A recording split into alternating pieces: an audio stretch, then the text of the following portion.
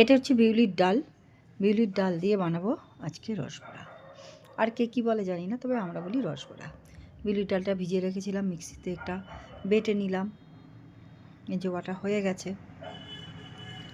তারপর একটা মানে রসে ফেলবো, তার জন্যে পাটালি গুড়টাকে একটু জাল দিয়ে ফুটিয়ে নিচ্ছি। যে রসটা লাগবে না, রসের উপরে মানে এটা ফেলতে হবে, এই আর কি। মোটামুটি রস হয়েও গেছে।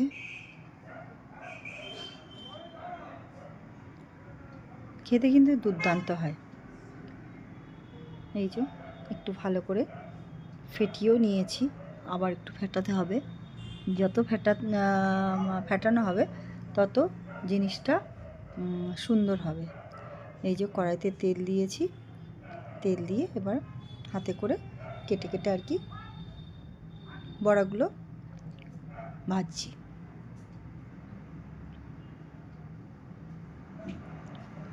দারুণ খেতে হয় একদম। রসগোল্লার মানে রসগুলো যখন পুরোপুরি ডুবে যায় তখন সত্যি খুব সুন্দর হয়, মানে খেতে খুব সুন্দর লাগে। এই যে লাল লাল করে হয়ে গেছে, আর তেলটা একটু ঝরিয়ে নিয়ে এবার এই রসের মধ্যে ফেলছি। বেশ কিছুক্ষণ রাখতে হয়। সকালে যদি ডালটা ভিজিয়ে দেওয়া হয়, তারপর সন্ধ্যেবেলা এটা ভাজলেন, ভেজে তারপরে আধ ঘন্টা পর আবার খাওয়া যায়। ব্যাস, কতটা সুন্দর হয়েছে তাই না? খেতে কিন্তু দুর্দান্ত।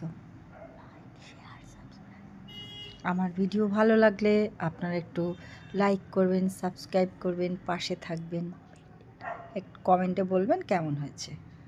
যদি করে থাকেন আপনার